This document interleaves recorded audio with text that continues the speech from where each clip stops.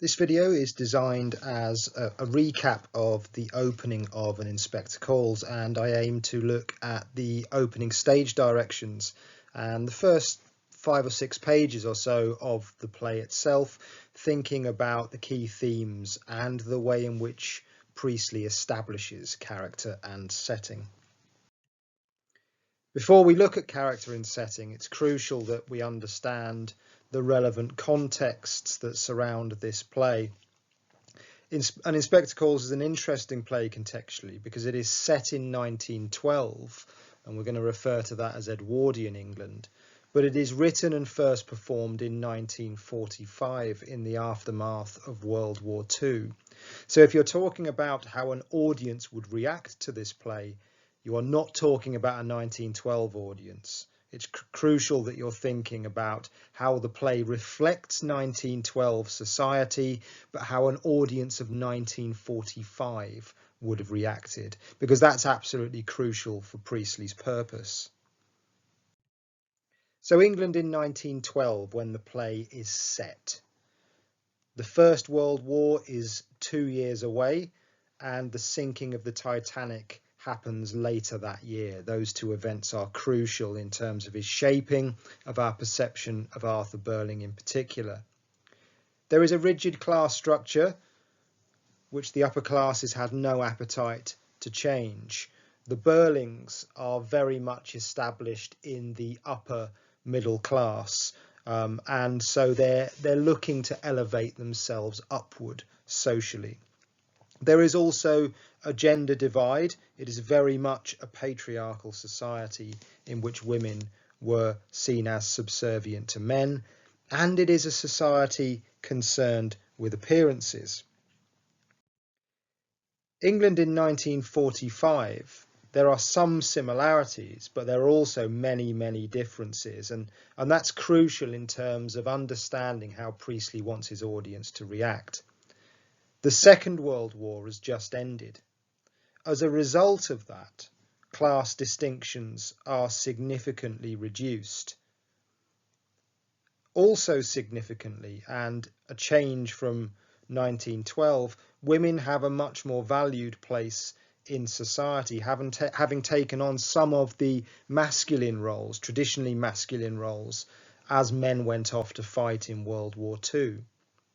And significantly, there is a real appetite for social change. Despite Churchill's victories during World War II, Clement Attlee's Socialist Labour Party wins a landslide victory over the more right-wing Conservative Party led by Churchill. So there's a shifting of political ideology at the time and a real desire for change. And that is what Priestley is tapping into as he writes this play. He understands audience feeling of the time, and he really plays on that with some of the themes and the way that he presents characters in this play. It's crucial that we explore the notions of capitalism and socialism, and I'm going to do that in quite a simplistic and crude way here. You can do some more research on these two entities if you would like to. But capitalism, on the one hand, is an economic and political system in which a country's trade and industry are controlled by private owners for profit rather than by the state. As a result of that, it is a social system which is driven by the accumulation of wealth, and as a result of that, it is therefore a system governed by self-interest, people looking after themselves to a larger degree. This leads to class and wealth division. There is less focus on social responsibility and more on the individual, and as a result of it being driven by money, it is inherently a more materialistic society. Now, I'm not here to determine which is the most desirable system out of capitalism and socialism, but for Priestley, certainly, socialism was a much more preferable system than capitalism.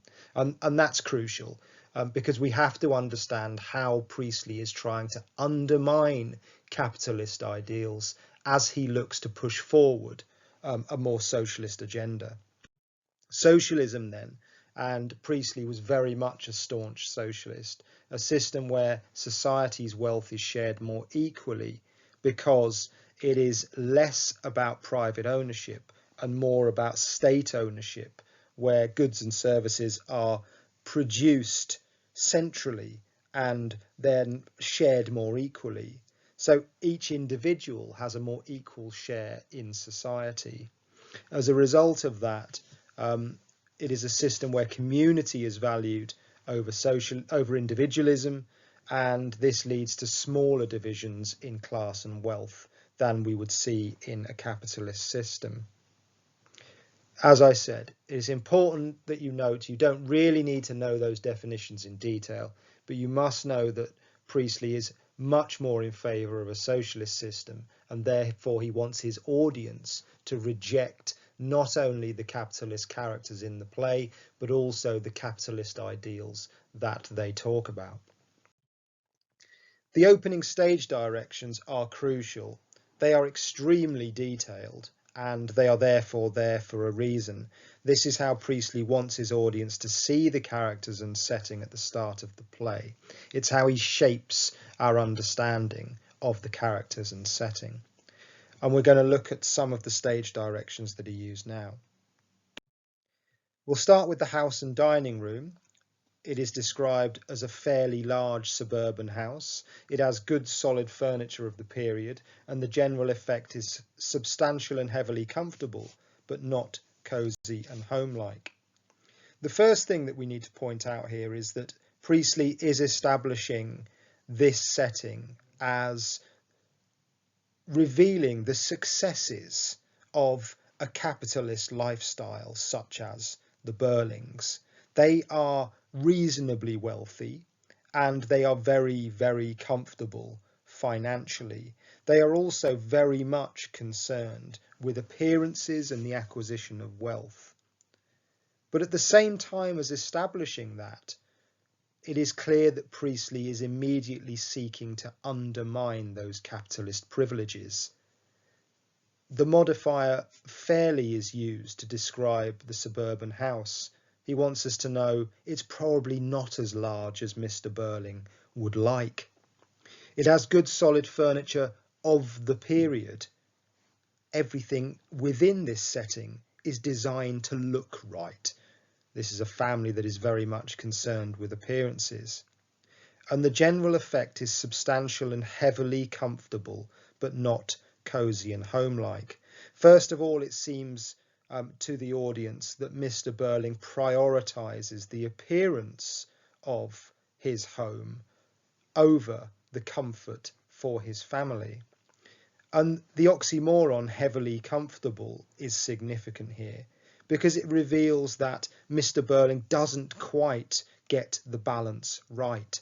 And there are several instances where we see that Mr. Burling doesn't quite fit the mould. He doesn't quite understand what an upper middle class man or an upper middle class household should look like. There is a misunderstanding on his part. So Burling is undermining the setting.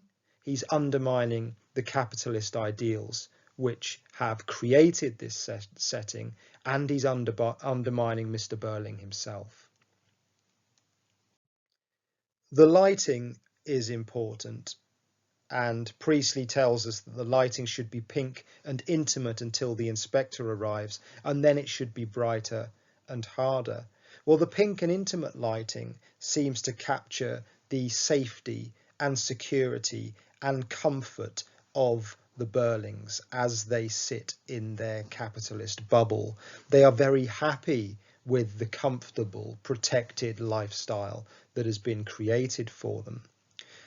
An audience of 1945 would potentially react against this almost arrogant comfort, because they are living in a society which is the poorest that Britain has seen for many, many years. In the aftermath of World War II, Britain is almost bankrupt. It has spent much of its money on the war effort, and we're going through a period of rationing and a period of need and a period of extensive poverty.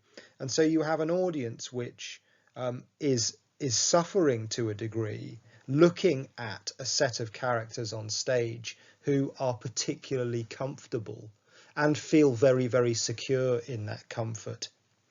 And so the audience is encouraged to react against them.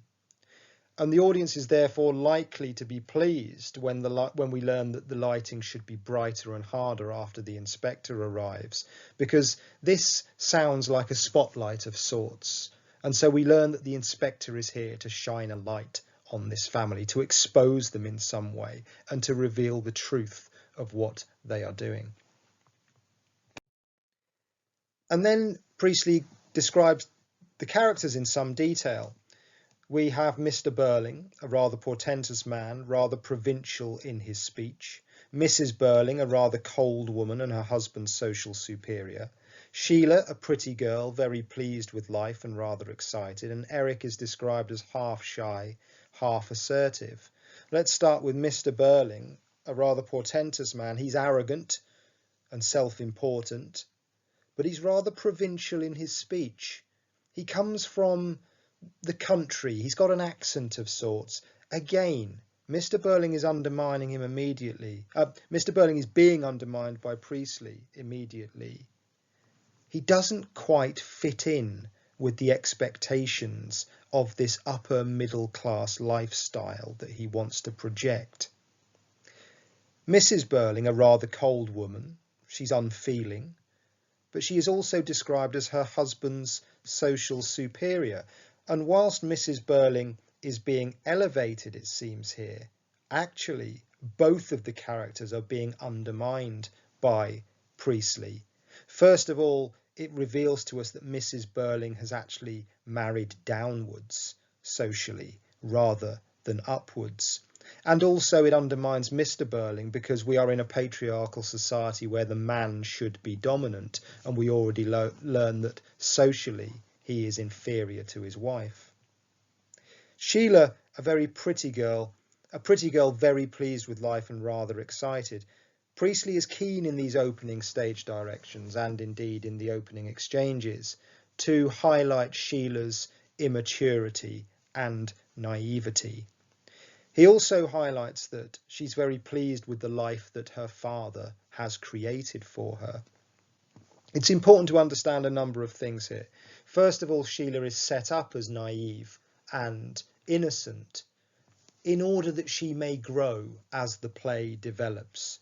Priestley leaves Sheila with room for growth, and that's important. But secondly, the audience is encouraged to react against her. We have a female audience here, as I've already said, which has acquired itself a much more significant role in society. And here they are presented with a female character who is happy, it seems, to be the recipient of a man's wealth, first in the form of her father, and then secondly in the form of her fiancé, Gerald. She's a backward step in terms of portrayals of femininity as far as the audience are concerned. And finally, Eric is half shy, half assertive. Again, we have this sort of incomplete character. He doesn't seem sure of who he is. He in many ways perhaps reflects the men of the audience. They've come back from war after World War II into a society which is changed to a degree, and those men in the audience therefore are in some ways trying to re-establish their position in society. And here we have a man on stage who is a little like them in some way, who's trying to find himself and define himself. So once again, as with Sheila, Priestley gives us a character who has room for growth, and that will become increasingly important as the play develops. As the initial exchanges begin, we get a number of lines from Mrs. Burling in particular, but also from Sheila and the male characters, which reveal to us the gender inequality of the time. Sheila begins to discuss the way in which Gerald didn't come near her last summer, and we learn the reasons for that later in the play, that he's had an affair.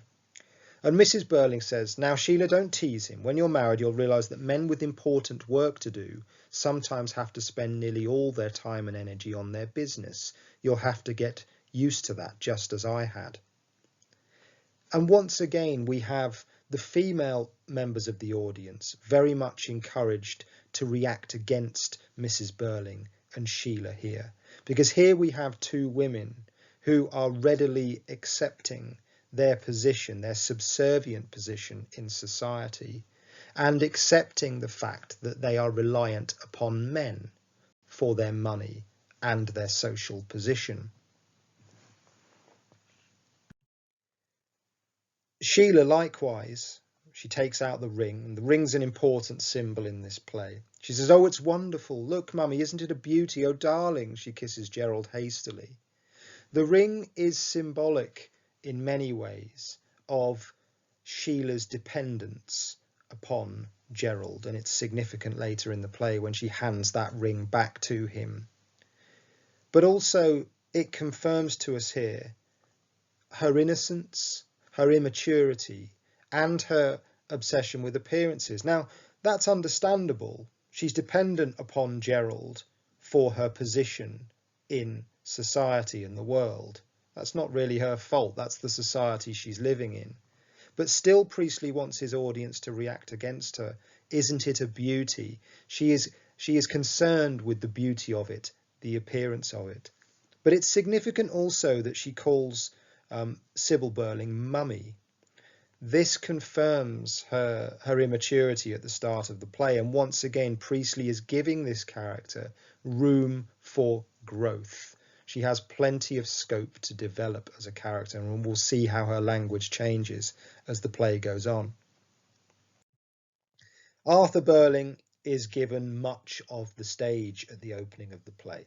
He is a man who is trying to exert himself, to be dominant. He has all the longest speeches in the early stages of the play. He's trying to exert his dominance, perhaps because he's insecure about his position, or perhaps just because he's an arrogant character.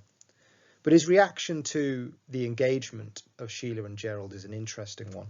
It's one of the happiest nights of my life. Gerald, I'm going to tell you frankly, without any pretences, that your engagement to Sheila means a tremendous lot to me. Your father and I have been friendly rivals in business for some time now, and now you've brought us together, and perhaps we may look forward to the time when the Crofts and Burlings are no longer competing, but are working together for lower costs and higher prices. His reaction seems to be entirely focused on material gain and business. There is very little suggestion that he's happy for his daughter. He is much happier for himself and the business opportunities that this relationship will provide.